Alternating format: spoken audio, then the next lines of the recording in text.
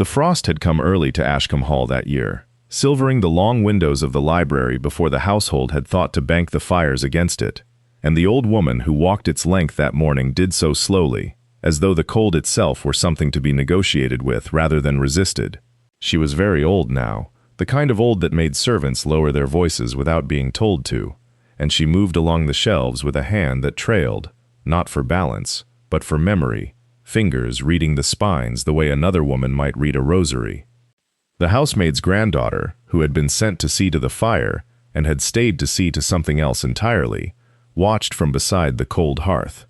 She was 17 and knew enough to the house that she had not yet learned which silences were meant to be filled and which were meant to be kept. She kept this one. The old woman stopped before a shelf given over to Latin texts. Ovid, Virgil, a battered grammar whose leather had cracked into something like a map of old roads, and drew one volume free, with the particular care of a woman handling a sleeping child. She did not open it at once. She held it first, weighed it, as though the book might have grown lighter or heavier in the years since she had last touched it. When she did open it, it was to the flyleaf, and there, in pencil gone soft and gray with age, was a name, not her own. She traced it with one finger, the way one traces a name cut into stone. "Ma'am," the girl said, because the silence had gone on long enough that she feared it might close over the old woman entirely. "Is it very old, that book?" "Older than you," the dowager said, "and considerably wiser." She did not look up. "It has been on this shelf, or one very like it, for 38 years. I put it there myself, the autumn everything in this house changed, and I have never once been able to bring myself to take it down for good." The girl waited, and when nothing more came, she understood, with the particular tact of the young, who often know more than they are given credit for, that she had been permitted to witness something rather than to question it.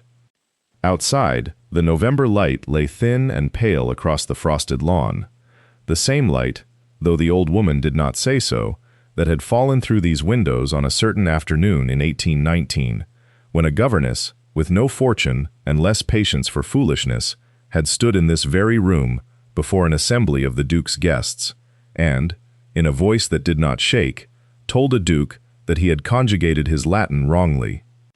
It is a story, still, worth telling in full, how a single correction, offered without curtsy or apology, came to unmake a house's long silence, and how what began as humiliation in a cold October room ended, by the last week of autumn, in a marriage no one had thought to predict.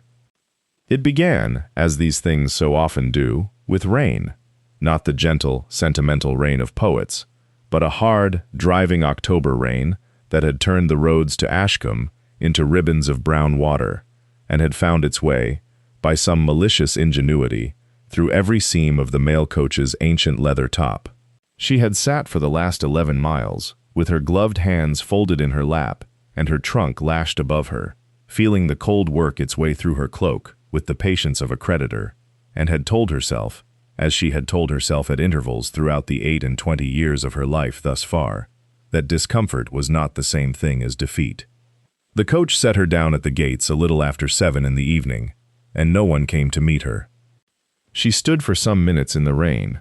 She would recall afterward that it had been exactly the kind of rain that finds the back of the collar, before a stable boy, more out of pity than instruction, walked her up the long gravel drive toward a house that seemed to rise out of the wet dark, like something that had decided, long ago, to stop expecting company. Ashcombe Hall did not so much welcome her as permit her entrance. A housemaid took her sodden trunk without comment. A steward, cataloguing her with a single downward glance, informed her that the Duke did not receive new staff personally, that supper had already been cleared, and that she would find the schoolroom, along with her charges, in the east wing, should she care to introduce herself before retiring. She cared to. She always cared to. The 2 children she found there, a girl of 9 and a boy scarcely 7, both orphaned the previous winter, when fever had taken their parents within a fortnight of each other, regarded her with the flat, assessing stare of the young, who have learned that adults arrive and adults depart, and that neither event is to be trusted overmuch. The girl held a slate close against her chest, as though it were something that might be taken from her. The boy said nothing at all. She did not attempt warmth she had not yet earned. She only knelt, wet hem and all, upon the cold floorboards, and asked the girl what was written on the slate, and whether it was Latin, and whether it was wrong. It was, as it happened, both. She would learn later, much later in fact, after certain things had been said in rooms far grander than this one, that the schoolroom had stood empty for the better part of 2 years, its door kept shut on the express, and unspoken understanding of the entire household, and that no governess before her had lasted the season. She did not know this yet. She knew only that her trunk was wet through, that her charges had not yet decided whether to trust her, and that somewhere below stairs, in a house that smelled of beeswax and old smoke, a duke she had not yet met was, at that very hour, dressing for a supper he did not wish to attend. 38 autumns had passed since that wet trunk had been dragged across the gravel drive, and the woman who had once knelt on cold floorboards was now old enough that kneeling of any kind had become a negotiation with her own knees. She sat instead in a chair by the long window of what had once been called the morning room, and was now simply called her room, as though the house itself had conceded the point some years ago. The girl who attended her, granddaughter to a housemaid who had, in her time, carried up coal scuttles and carried down secrets in equal measure, stood waiting with the particular stillness of the young who have learned that the old do not like to be hurried. The ledgers, the dowager said again, as though the girl might have misheard the first time, though both of them knew she had not. The dinner books, not the household accounts. Those are dull as sermons, the ones kept by the housekeeper of the day. 1819, you will find them, if they have not been thrown out by some fool who thought old paper wanted burning, in the lower cupboard of the estate room, beneath the rent rolls. 1819, the girl repeated, testing the year as one might test ice. The autumn of it, October I should think, though it may run into November. The dowager's hands, spotted now, and slower than they had once been, folded themselves upon the shawl across her lap. There was a supper. You will not find it remarked upon anywhere else, not in letters, not in the parish register, not in anything that was meant to survive. But a housekeeper writes down what was served and to whom, and sometimes, if she is careless or brave, she writes down a little more. The girl did not ask what had happened at the supper. She had been in the house long enough to understand that questions asked too early were rarely answered, and that the family's silences were themselves a kind of inheritance, handed down as carefully as the plate and the portraits. They still speak of it, the dowager said, and here her voice thinned, not with age, but with something nearer to private amusement, though never plainly.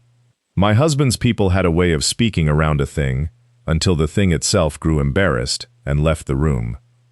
Outside, the light was going gold and low across the lawn, the particular slant of a late autumn afternoon that seemed, even now, to arrive with the same weight it must have carried 38 years before. The girl thought, though she could not have said why, of a wet trunk and a shut door, though she had heard nothing yet of either. "Fetch the book," the dowager said, "and bring the lamp closer when you read it to me. My eyes are not what they were, and I find I would like to hear it exactly as it was written down, not as it has been remembered."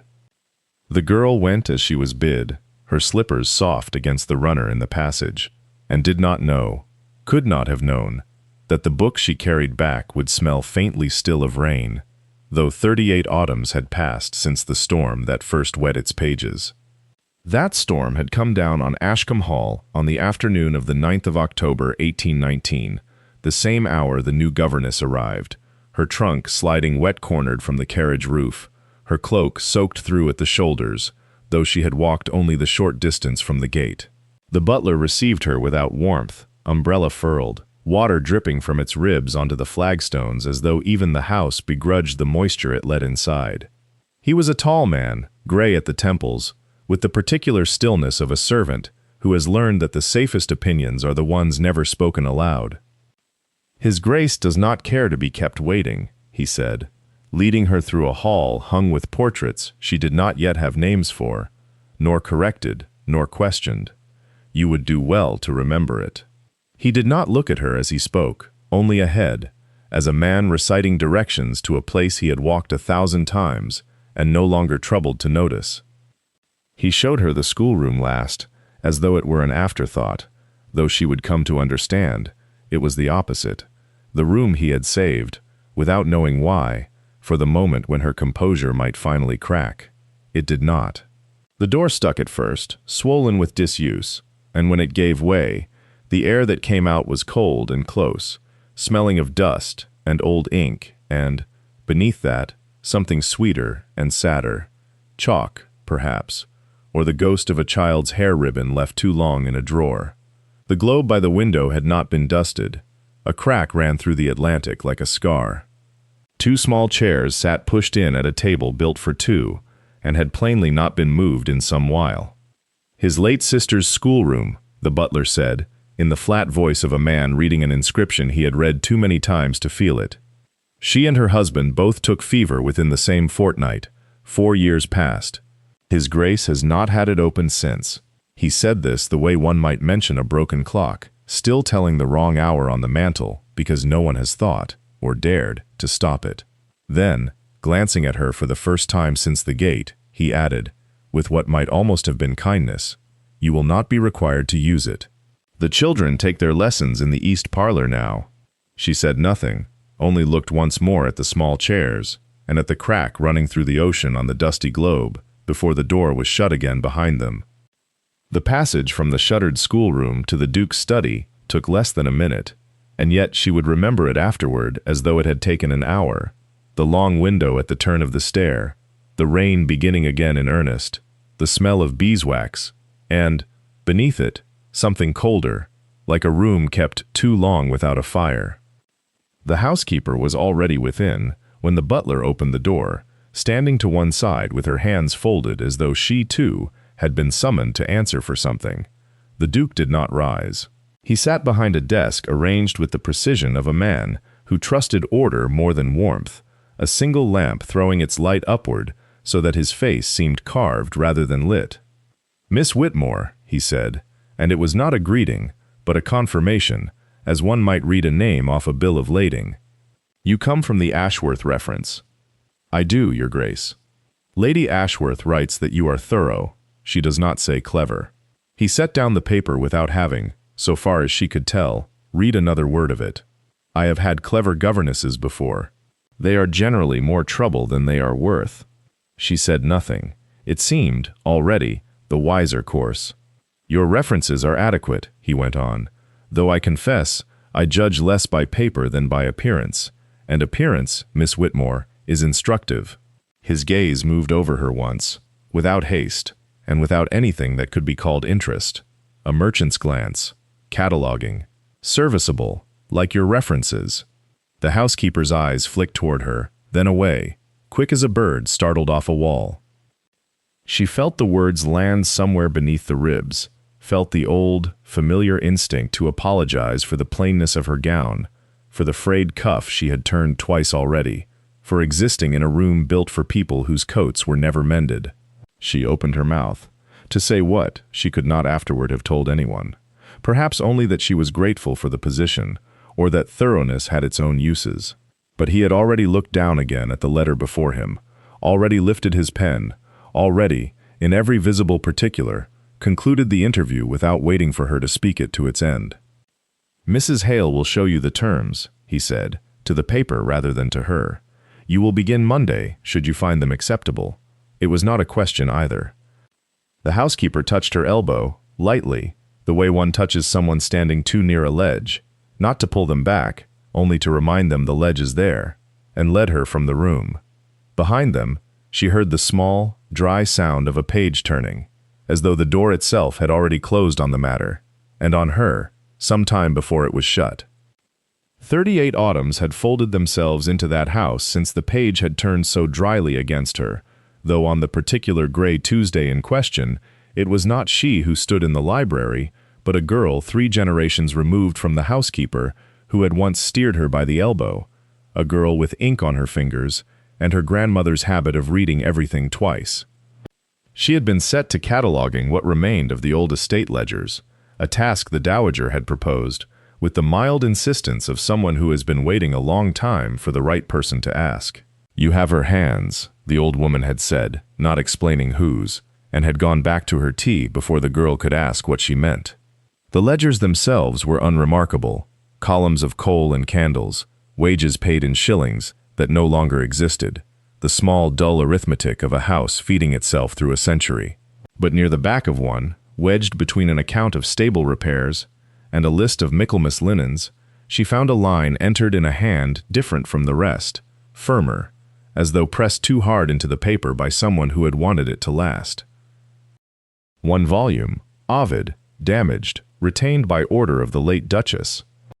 No further explanation, no note of where the volume had gone, or why a book, of all the house's furniture, its silver, its horses, should merit its own line in an inventory, otherwise concerned with soap and stockings.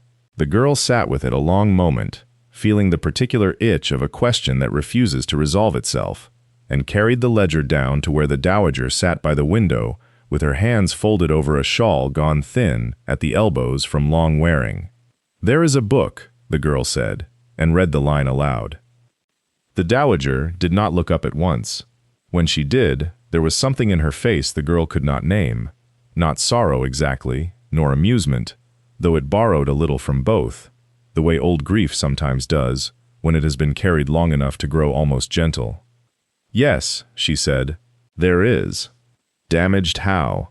"Very," the dowager said, and smiled the way one smiles at a door one has decided, after long consideration, not yet to open. "You will want to know why it was kept, I expect, rather than mended, or thrown out with the rest of the useless things a house accumulates." "Yes. So did I, once." She turned back to the window, to the gray light lying flat across the lawn, and said nothing further, though her fingers had gone still against the shawl in a way that suggested the book was not, after all, so very far from her thoughts. The girl waited a moment longer, then understood, as one learns to in that house, that the waiting itself was the answer she would be given for now. The schoolroom, that first autumn, smelled of tallow and old paper, and the particular cold that settles into stone houses built for grandeur rather than comfort. It occupied the northeast corner of the house, 3 flights above the kitchens, so that whatever warmth the fires below produced was spent long before it reached the governess and her 2 charges, a boy of 9 and a girl of 7, both pale in the way of children, raised by servants rather than parents, both watching her that first morning with the particular wariness of the previously abandoned. She had brought her own books, because the shelves provided her held little beyond a cracked globe, a book of common prayer, with half its pages foxed past legibility, and a scattering of primers so simplified as to be nearly useless.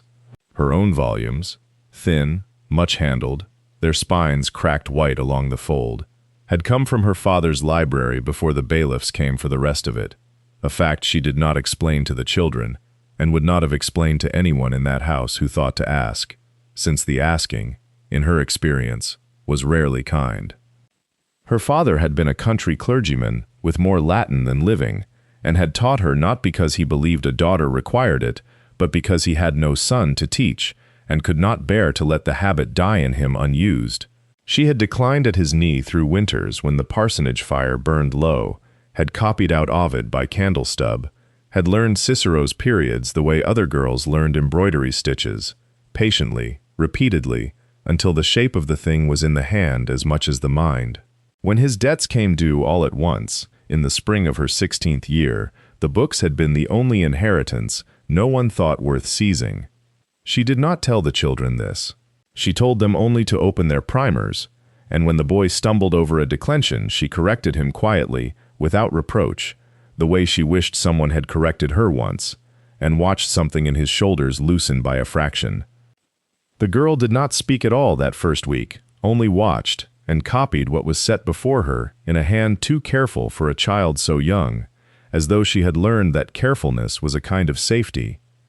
By the second week, the governess understood that no one in the house had asked either child what they wanted, in some years, beyond obedience, and that this, more than any deficiency of Latin or arithmetic, was the wound she had actually been hired to dress.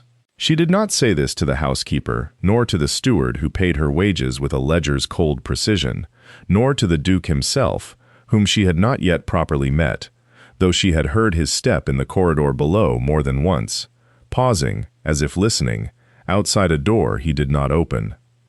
The invitation came on the 9th day, delivered not to her but to the housekeeper, who relayed it with the particular flatness she reserved for instructions she found distasteful. The children were to be presented after supper, in the drawing-room, for the amusement and edification of the guests. The governess was to attend them, to stand at the threshold, to say nothing unless addressed. She dressed the girl in the gray wool with the clean collar, the boy in his good coat, and walked them down through corridors grown suddenly loud with unfamiliar voices, candlelight thrown gold across portraits that had watched the house in silence for a decade. The supper had run long. She could smell the last of it, roast fowl, spilled claret, the particular sweetness of a pudding gone cold on its plate, drifting from the dining room as they passed. It was custom, she gathered from a murmured aside between two housemaids, for the Duke to examine his children's education before company, a brief public catechism meant to demonstrate that the house had not entirely surrendered its standards along with its mourning. She had not been told this was also, in its quiet way, a performance for a visiting scholar, a stooped, self-satisfied man from Oxford, much praised in the local papers for a recent translation, who had spent the better part of supper correcting other men's Latin unbidden. The Duke stood near the mantel when they entered, taller than she had imagined from the sound of his step alone, his face composed into the particular stillness of a man performing ease he did not feel. He greeted the children with a nod. Then, turning to the scholar with the faint, deliberate air of a man producing evidence, he recited a line of Ovid, the one about grief being a debt eventually paid in full, and rendered its final clause, ever so slightly, wrong.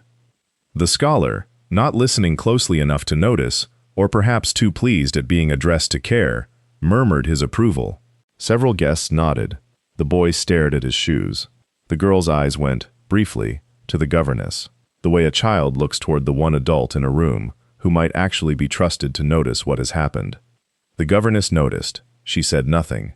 She felt the correction rise in her, the way heat rises before it is seen, and she pressed her hands together at her waist and held her tongue, because she had been told to say nothing unless addressed, and because 11 pounds a year did not permit a woman the luxury of being right in front of witnesses. The Duke, satisfied, turned back to his guests. The scholar began, with evident relish, to expand upon the passage's finer philosophical implications, entirely unaware that the line he was praising had not, in fact, been spoken as Ovid wrote it. The scholar had reached the third clause of his admiration, something about the passage's stoic resignation, its manly acceptance of loss, when the governess spoke. She did not raise her voice. She did not stand. She said, from her place at the foot of the table, where the candlelight barely reached, that the line in fact meant the opposite of what had been rendered, that grief was not a debt discharged and done, but one that renewed itself, compounding, the longer a man refused to name it. She gave the Latin again, correctly, in a voice pitched for the room to hear, and no louder. The silence that followed had a texture to it. Later she would recall it as the silence of a held breath, though at the time it seemed only cold, the way a draught under a door is cold before one thinks to name it a draught. The scholar's mouth remained open on a word he did not finish. A matron's spoon paused above her plate. The boy looked up from his shoes at last. The girl did not look at the governess this time. She looked at her father. The Duke's face did what faces do when a long-held arrangement of muscle is asked, without warning, to hold something else. It did not redden. It did not darken precisely. It went, for the space of 2 or 3 heartbeats, entirely still, the way a pond goes still, before it shows you what is beneath its surface. And in that stillness, the governess understood, with the swift, appalled clarity of a woman realizing too late what she has done, that she had not corrected a scholar's error. She had corrected his. 38 years on, in a room warmed by an iron stove that had not existed in 1819, the old dowager would set her tea down at exactly this point in the telling and say nothing for a long moment, so that the housemaid's granddaughter, waiting, would ask what happened next, and the dowager would only shake her head, slowly, as though the silence itself were still sitting in the room with her, waiting to be answered. At the table, no one moved to fill the quiet. The Duke set down his glass with a care that was its own kind of violence. He did not look at the governess directly. He looked, instead, at some middle distance above the scholar's shoulder, as a man looks when he is deciding what a thing will cost him before he says it aloud. "You will forgive the interruption," he said at last, to the table generally, in a voice that had gone very even. "Miss," and here he paused, as though the syllables of her position required more effort than usual to produce, "has evidently made a study of the classics beyond what her situation requires." It was not a compliment. Every person at that table understood it was not a compliment, and yet the governess, watching his jaw, his stilled hand upon the stem of his glass, understood something else as well, something she would not permit herself to name until much later, in the cold of her own room, by the light of a single candle burned down nearly to its dish. The scholar, sensing some current beneath the surface he did not understand, cleared his throat and reached again for the decanter, as though wine might dissolve what words had made solid. But the Duke was not finished. He turned his head at last, fully, deliberately, and fixed upon her a look that several at the table would describe, in later years, as the coldest they had ever witnessed pass between two people who had not yet quarreled in earnest. "You forget yourself, madam," he said, "and the debt owed to your position." The words fell into the room the way a dropped spoon falls onto stone, small, sharp, and impossible to unhear. A log shifted in the grate. Somewhere down the table, a lady's fan closed with a soft click, as though even the air had decided to still itself. The governess did not lower her eyes. She did not reach for her napkin, or offer the small performance of contrition that the room now waited for, that 30 years of service in such houses had taught her was expected, was, indeed, owed. Instead, she set down her spoon with the same unhurried care he had shown his glass, and repeated, in a voice pitched for no one but him, though every ear at that table strained to catch it, "Pastor bonus animam suam, dat pro ovibus suis, not tradit."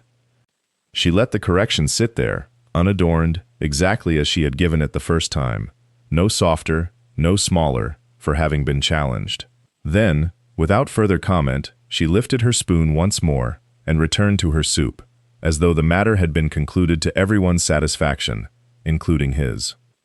It was, several guests agreed afterward in low voices in the drawing-room, the strangest thing they had seen in years, not because a governess had corrected a duke's Latin, but because she had done it twice, and had not trembled either time.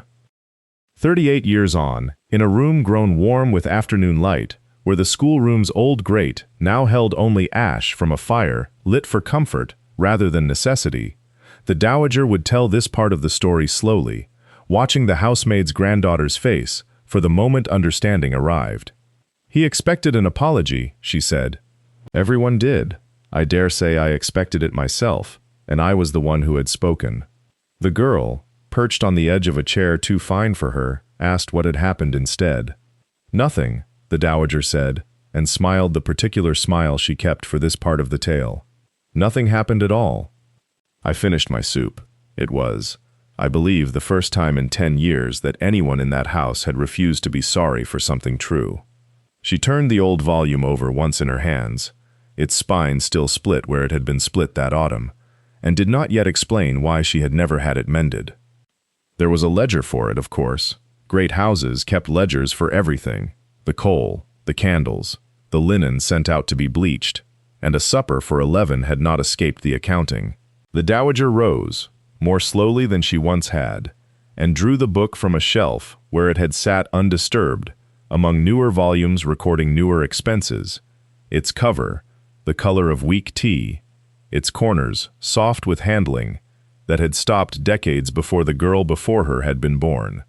She did not need to search for the page. Her hand went to it, as a hand goes to a scar it has stopped noticing, but has never forgotten how to find. "Here," she said, and turned the ledger so the light from the window fell across the columns. "The supper of the 14th of October, 11 covers, 2 removes of fowl, a haunch of venison sent up from the home farm, A Rhenish wine the housekeeper noted as indifferent. She was never afraid to say what she thought of the cellar. That woman, God rest her. She ran a finger down the list of names beside the dishes, names written in a steward's careful hand, some now familiar to the girl only as portraits in the long gallery, others as names still spoken at Christmas by their grandchildren.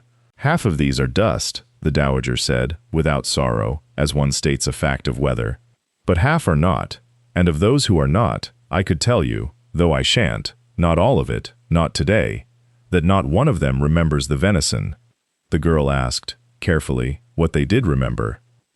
They remember, the dowager said, and here something moved behind her composure, something dry and almost amused, that the Duke was corrected at his own table, before his own guests, by a governess earning £20 a year, and that she was not dismissed by morning. She closed the ledger with a small definite sound, like a door shutting gently rather than slammed. That is how they tell it still, those few who are left to tell it at all. Not that she was clever, not that she was right, though she was, only that he did not have her turned out into the lane before breakfast, as any other man of his rank would have done, and thought himself merciful for giving her the morning. She set the ledger down upon the table between them, its spine cracking faintly with age, and looked at the girl with an expression that asked to be understood rather than merely heard. You must understand, she said, in that house, in that year, a man's restraint was considered the whole of the story. No one thought yet to ask what the governess had felt, walking to her room that night, not knowing whether she would still have a room by morning. Soverquate. The candles had burned low enough by then that the wax had begun its slow architecture down the silver, and still the visiting scholar would not let the matter rest. He was an elderly man, a fellow of some Cambridge college, invited that autumn for reasons of pedigree rather than friendship, and he had the particular delight of the truly learned in finding an unexpected mind at a dull table. You said, Asa, he pressed, leaning forward with the eagerness of a man 20 years younger, and not calm. Asa reliquit, as his grace had it. Tell me why. She set down her spoon with the same care she gave to everything, the care of a woman who owned little and therefore handled all of it as though it mattered. Because Ovid is speaking of Niobe's grief, sir, not merely her bones. The line asks what remains when the woman herself has been taken and only sorrow is left standing in her shape. To say reliquit is to say something was left behind. Ovid says something was made a facta. The grief itself becomes the monument. It is a smaller word carrying a larger weight. Timequate. The scholar sat back, delighted, and looked to the Duke as though inviting him to share in the pleasure of discovery. The Duke did not share in it. He sat very still at the head of his own table, his wine untouched beside his hand, and watched her with the particular silence of a man recalculating something he had believed settled. And the meter, the scholar said, unable to stop himself, you would scan it as dactylic hexameter, sir, though Ovid allows himself a spondee in the fourth foot here, which slows the line precisely where the grief ought to slow the reader. She said this without pride, the way one might report the weather, and reached again for her spoon. Where, the scholar asked, and now his voice had dropped into genuine wonder, did a governess come to know Ovid so intimately? My father was a country clergyman, sir, with more Latin than living. He had no son to teach it to, and I was willing to sit still. It was, the housekeeper would say decades later, the only untrue thing spoken that evening, or the only thing left deliberately incomplete, for there had been more to it than a patient father and an empty schoolroom, though she did not offer the rest, and no one at that table thought to ask a governess to explain herself further. The Duke asked nothing at all. He watched the candlelight move along the side of her face as she answered a third question, then a fourth, each response given with the same unhurried precision, and something in his expression, not softened exactly, but arrested, the way a man stops mid-stride upon hearing a sound he cannot place, remained there long after the scholar had turned, satisfied, to his soup. She was summoned to the study at 9:30, when the last of the guests had gone up to bed and the house had settled into that particular silence that follows an evening of forced conviviality. The footman who came for her would not meet her eyes, which she took, correctly, as a warning. The study smelled of pipe smoke long extinguished, and the tallow of a single candle burning low on the desk. He did not ask her to sit. He stood by the window with his back to the room, and for a long moment he said nothing at all, so that she was left to study the set of his shoulders, and wonder which offense he meant to name first, the correction itself, or the manner of it, delivered without deference before men who outranked her in every particular but understanding. "You embarrassed a guest of this house," he said finally, not turning. "I corrected a misquotation, Your Grace. In front of 11 people. The misquotation was made in front of 11 people. I could hardly correct it in private afterward without the error standing as truth in the meantime." He turned then, and she saw that his face carried none of the polite curiosity of the dinner table. This was a colder thing, tightened at the jaw, and she understood she had misjudged the purpose of the summons.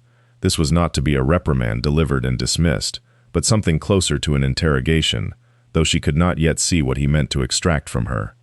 "Where," he said, echoing the scholar's question, but stripped now of wonder, "did you learn it?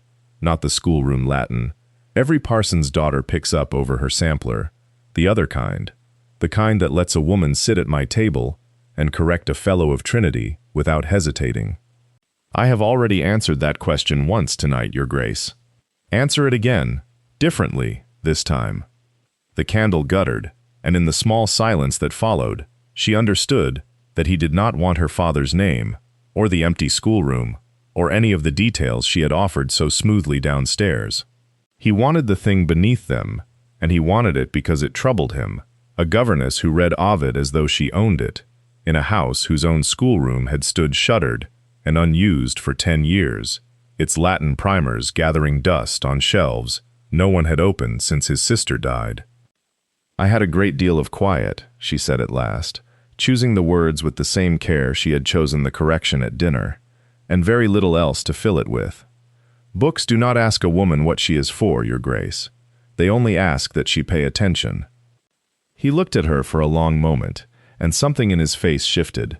Not warmth, not yet, but the arrested look she had seen at the table, deepened now into something almost like recognition, as though she had answered a question he had not known how to ask.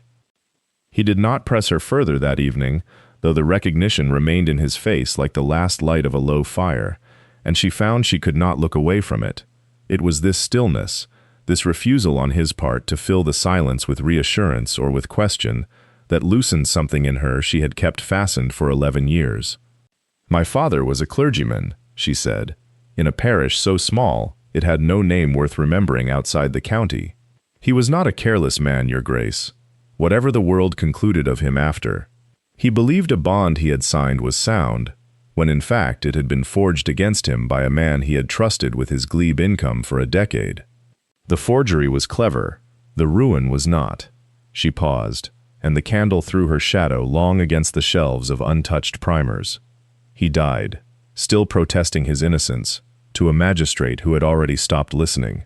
There was no money for mourning, let alone appeal.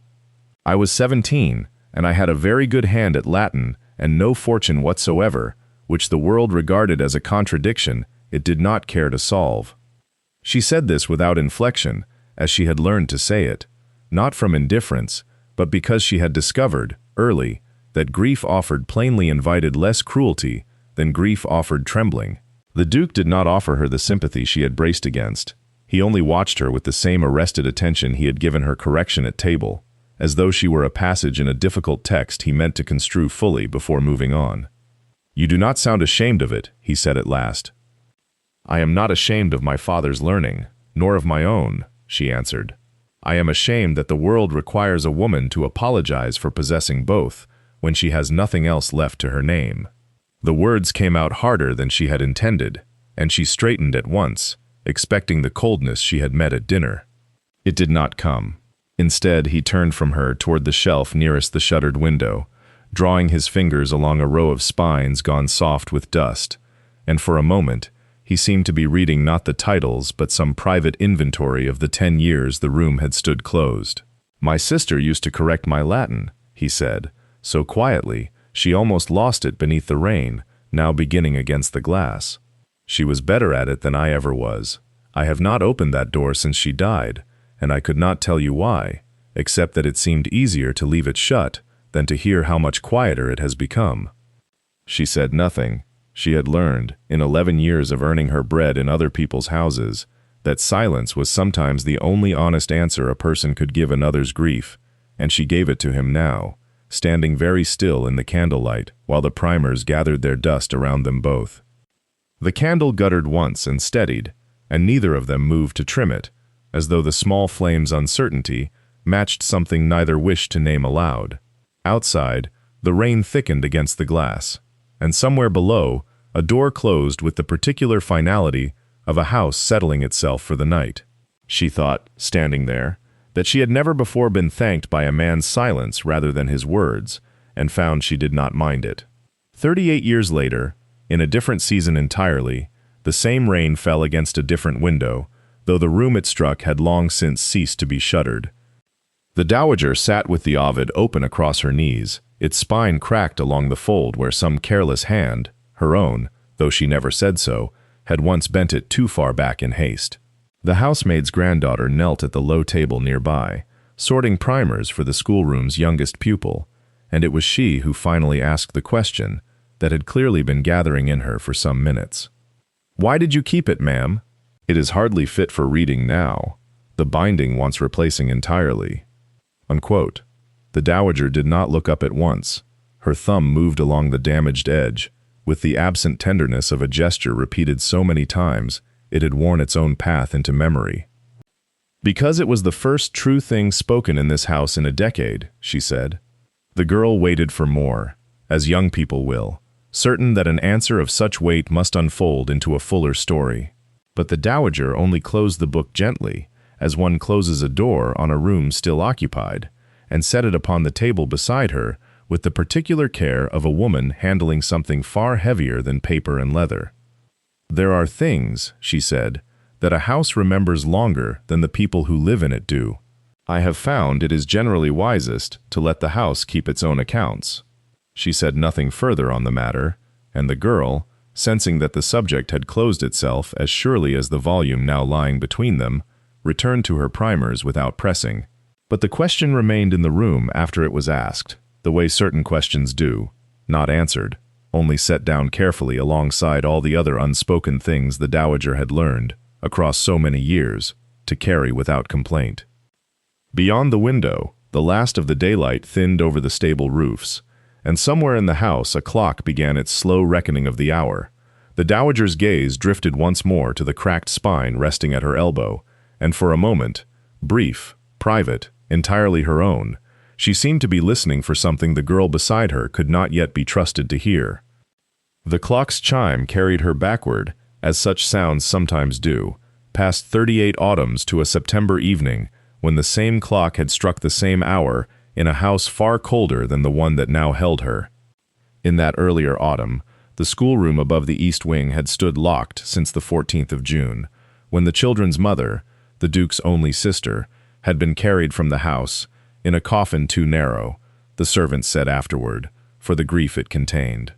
The room had not been opened since. Its window remained shuttered against light that might have warmed it. Its hearth held ash from a fire no one had thought to relay. The Duke himself gave the order that it be left untouched, and the household, accustomed by then to obeying without asking why, had simply obeyed. What the household did not know, what only the Duke carried, folded small and never spoken, the way a man folds a letter he intends never to send, was that his sister had died, believing him the cause of her dying. A fever had come upon her in the spring, quick and merciless, and word had been sent to town for the physician on a Tuesday morning that the Duke himself remembered with the particular clarity of guilt: the mud on the road, the horse gone lame at the second milestone, the hour lost searching for a fresh mount, the physician, arriving at last on Wednesday evening, to find there was nothing left for medicine to do. She had said, in the final clouded hour of her fever, that she had trusted him to bring help in time. She had not accused him. She had simply said it, the way the dying sometimes say true things without meaning them as weapons, and the words had lodged in him more permanently than any accusation could have. He had told no one this, not the physicians who came after for the children's ordinary ailments, dismissed almost before they arrived, as though speed forgiven once might be demanded twice and found wanting again. Not the tutors, engaged and discharged with a coldness the household mistook for temperament rather than penance. Not even, in 30 years, the dowager who now sat with the cracked Ovid at her elbow, though she had come, long before his death, to understand it without being told, the way one comes to know the shape of a wound beneath a coat sleeve without ever seeing the scar itself. The schoolroom stayed shut through that whole autumn of 1819, its door unopened, its dust undisturbed, until a governess newly arrived from Hertfordshire, unaware of what silence she was walking into, would one evening ask why a room so plainly built for children's laughter had been made instead to hold a man's unspoken failure. She had not asked twice. That was the thing the household noticed first, before they noticed anything else about her. That she did not repeat herself, did not soften a request into apology the way governesses so often did, as though their very presence in a great house were a matter requiring perpetual excuse. She asked once, of the housekeeper, why the room at the end of the east passage stood locked, and when no answer came, she let the question settle, unpressed, into the ordinary silence of the house, and went on with her work, as though she had all the patience in the world, to wait for it to be answered by someone other than words. It was answered instead by footsteps. The Duke came the first time in the second week of October, on the pretext, never stated, only implied by the papers he carried and did not read, of business that happened to bring him past the schoolroom door at the hour of the children's lesson. He stood in the frame of it for the length of a recitation, said nothing, and corrected, when it was finished, a single vowel she had let pass uncorrected, his voice flat and without warmth, as though the correction were owed to the dead language itself, rather than to her. She thanked him for it. He did not expect to be thanked, and something in his face, a small, unwilled movement near the mouth, suggested he did not know what to do with gratitude offered so plainly, without the coin of flattery beneath it. He came again 3 days later, and then, without the pretense of papers, simply came, and stood, and listened, through an entire hour of declensions, recited by 2 children who had grown accustomed enough to his presence by then that they no longer faltered under it. By the first week of November, he had stopped standing in the doorway and had begun, instead, to sit, in the small chair by the cold hearth that had not held a fire in 10 years, a chair built for a governess's use and not a duke's, his knees drawn up nearly to the level of the desk, an image so at odds with the authority he wore everywhere else in that house that the housemaid who first witnessed it through the half-open door told no one for a fortnight, for fear of being disbelieved. Then, on an afternoon of hard frost, he came carrying a book. It was bound in a green so worn it had gone nearly to gray along the spine, the corners softened by handling rather than neglect, and when he set it upon the desk before her, he did not explain it beyond the words that it had been his sister's, that the Latin in the margins was her own girlish hand, wrong more often than right, and that he thought, here his voice roughened, briefly, before recovering its flatness, that it might serve the children better than the newer texts. She opened it to a page marked long ago by a pressed and blackened violet, and said nothing at all, which he seemed, this time, to understand. It was the steward who brought the charge, 3 days before quarter day, when the household accounts were customarily reviewed, and small economies customarily found. He stood before the Duke's desk with a ledger of his own devising, and spoke of insolence. A governess, he said, who had contradicted the housekeeper before the under-servants, who had used words above her station and beneath her duty, who cost the estate £40 a year that might, with propriety, be spared. He named a Tuesday, he named an hour. He looked, throughout, at a point somewhere above the Duke's left shoulder, the particular cowardice of a man who has rehearsed his lie but not his courage. She was sent for.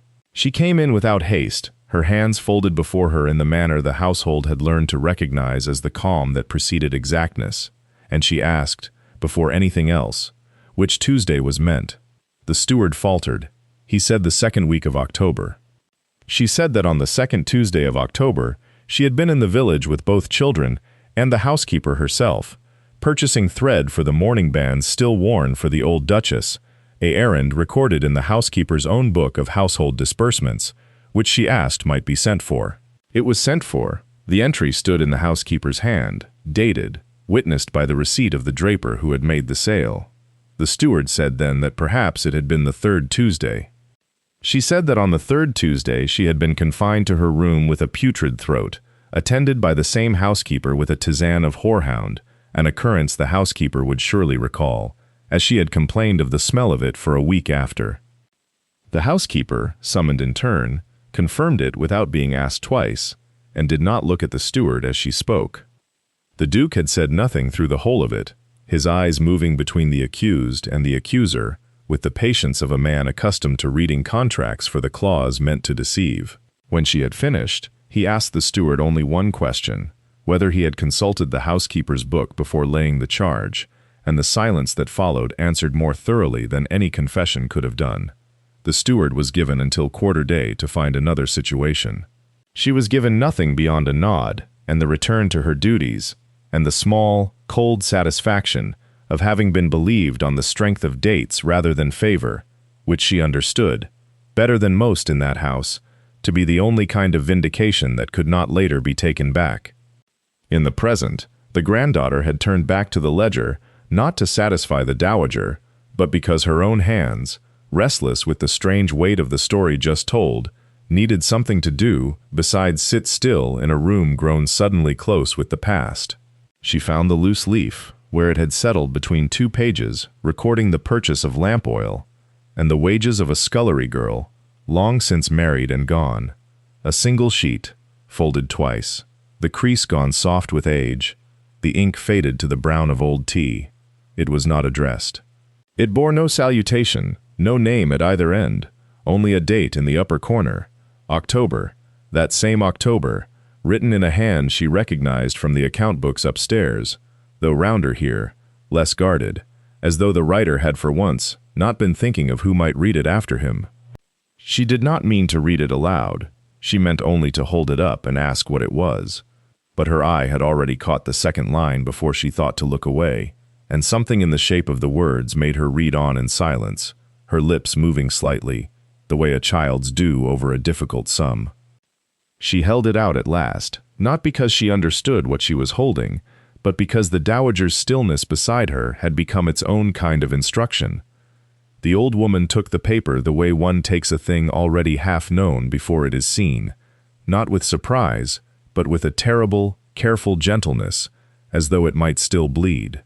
She read perhaps 4 lines. Her spectacles caught the last of the afternoon light from the window, and for a moment the girl could not see her eyes at all, only the reflection of the garden beyond the glass, the bare hedges, the gray October sky repeating itself, 38 years distant from the one the letter named. Then the dowager went quiet. It was not the quiet of a woman gathering herself to speak, which the girl had come, over the course of the afternoon, to recognize, and even to anticipate, the little intake of breath before a sentence. This was something else, a silence with no far edge to it, the kind that comes when a person is no longer in the room with you at all, but standing instead in a hallway 40 years gone, listening to a door she had thought closed for good, come open again on its old complaining hinge. The dowager did not look up. When at last she spoke, her voice had gone thin, as though she were reading from some further page the girl could not see. There was a night, she said, in the October of that year, when the house nearly burned around us all, and no one has ever thought to write that down. She said it the way one confesses a debt long carried, and then, before the girl could ask, she was telling it.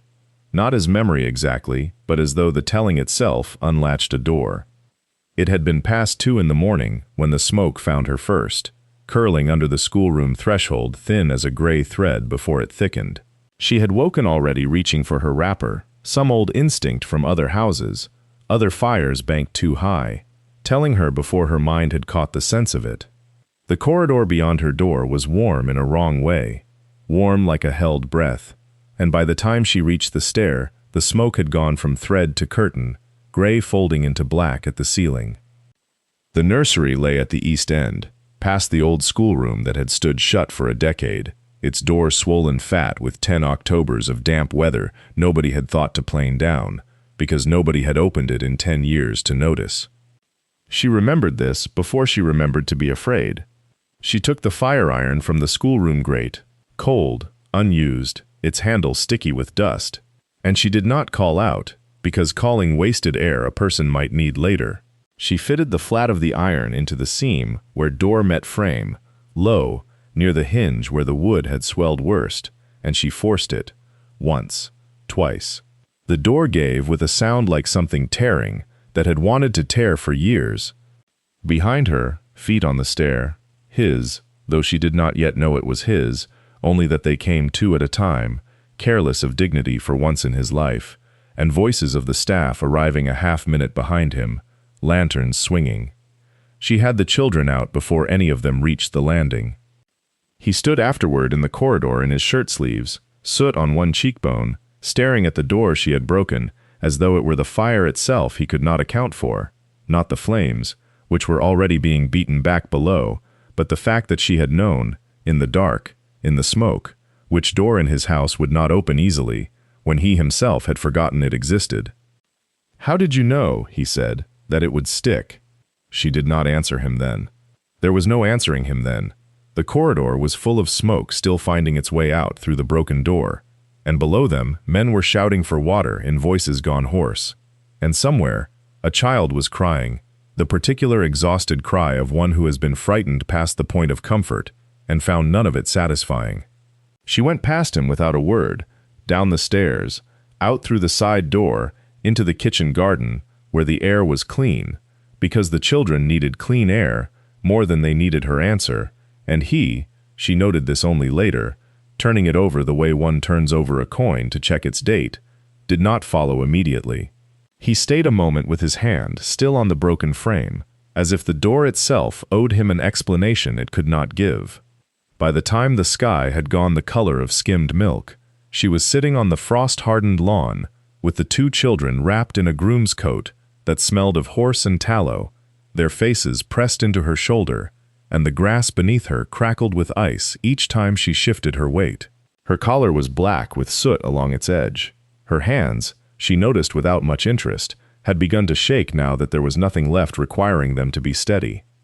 He came across the lawn without his coat, which she thought afterward was the truest thing he did that whole night, that a man who dressed for dinner as though armor were required had walked out into a November dawn in his shirt sleeves and not noticed the cold. He did not sit. He did not speak, not at first. He stood over the three of them for what felt a very long while, long enough that the frost began working its way up through her skirts, and when he did speak, it was not the question she had braced for. "You did not call for me," he said. It was not an accusation. She heard that much, even exhausted as she was, even with smoke still sitting at the back of her throat like a held breath.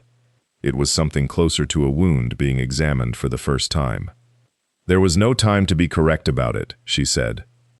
He looked at her then, not at the children, not at the ruined door 2 floors above them, but at her, at the soot and the shaking hands, and the coat that was not his own she had given away first. And something in his face arranged itself into an expression she had not yet learned to name, though she would spend the better part of a decade learning it afterward. The schoolroom had been shut since his sister died. She knew this, the way one knows a house has a locked room, without ever being told which door it is, by the particular quality of the silence around it. But by the 3rd week of November, the silence had broken.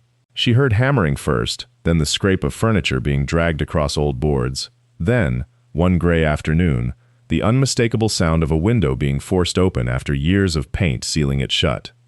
She did not ask.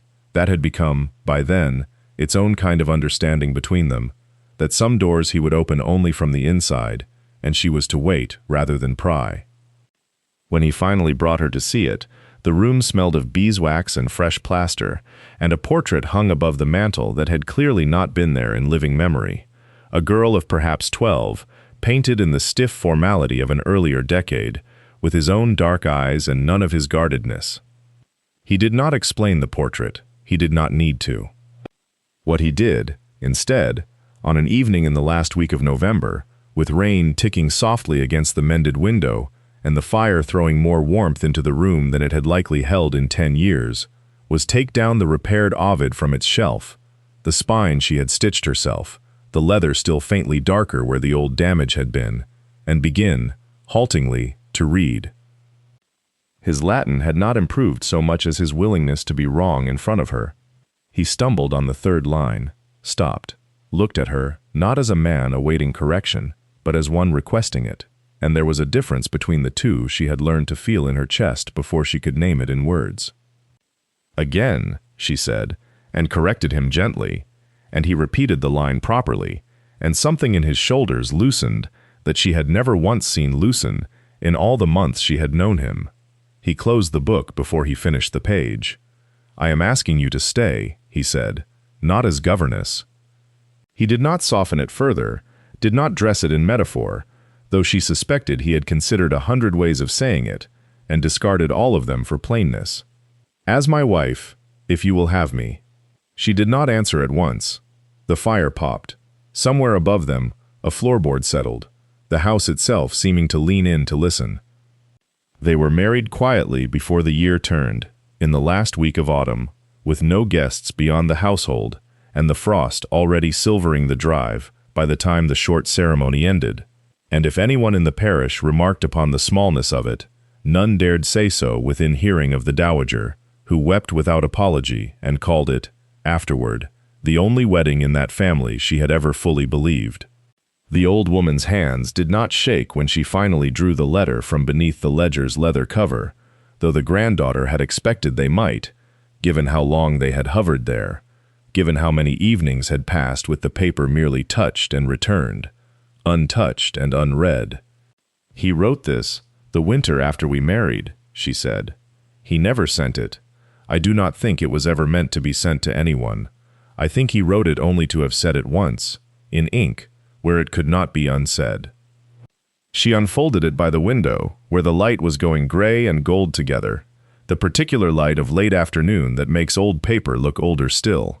Her voice, when she read, was steady, in the way that costs a person something to keep steady. "She corrected me before 6 guests and did not flinch, and I have turned the moment over more nights than I will admit. Not because I minded the correction. I had long stopped minding small failures, having so many larger ones to attend to, but because in 10 years, no one in this house had spoken to me without first calculating what it might cost them. She had not calculated, she had simply been right, and said so, as though rightness were owed to the room regardless of who sat at its head. I understood, watching her, that I had built a house where the truth required permission, and that I had become a man no one dared refuse. I did not know, until she refused me, how much I had wanted refusing." The granddaughter said nothing. Outside, the last of the light moved slowly across the drive, the way it had moved across it for generations, without once being asked to explain itself. "He was not a cruel man," the dowager said, folding the letter along its old creases, careful of where the paper had gone soft as cloth. "He was a frightened one, who had been mistaken for a cruel one, by everyone, for years, including, I think, by himself. It takes very little to correct that impression. It takes someone willing to be the first." She closed the ledger then, the small sound of its cover meeting its spine oddly final in the quiet room, as though some accounting long left open had at last been settled. Not forgiven exactly, not explained away, only closed, the way a door is closed at the end of an evening, gently, so as not to wake anyone still sleeping in the rooms beyond it. "Come," she said, rising with the slowness of someone whose bones remembered every year of them. "There is somewhere I have been meaning to take you, and the light will not wait." They went slowly, the dowager's hand light on the granddaughter's arm, down the corridor where the portraits hung in their long, patient rows, past the window where the drive still held its late gold, to the library, where she stopped before a shelf so ordinary the granddaughter would have walked past it without looking twice. She drew down a volume bound in cracked brown calf, its spine scored with a thin white scar where the leather had split and been mended, long ago, with a stitch of waxed thread still visible if one looked closely enough to look for it at all. Beside the gap she set it, not hidden among newer books but placed deliberately next to a second copy, younger, its cover unbroken, the kind of book a schoolroom keeps for use rather than for memory. They ought to sit together, she said, the mended and the whole. It does no good pretending one came before the other. She did not explain further. She closed the glass door of the case with the same careful finality she had given the ledger, and moved on, the granddaughter following, until they reached a room at the end of the passage, where the afternoon light lay thick and unbothered, across a long table scattered with slates and copybooks. A child's Latin primer left open to a page half conjugated in an uncertain hand, the ink still faintly wet at one corner. "This was closed once," the dowager said, "for 10 years. Then, for one autumn it was opened, and it has not been closed since." She looked at the primer, at the sunlight resting on it, without asking anything of it, and something in her face eased, briefly, the way frost eases at the first true warmth of noon, before drawing back in again by evening. "Houses remember," she said, "what people are too proud to say. It is, I think, the only mercy they are capable of."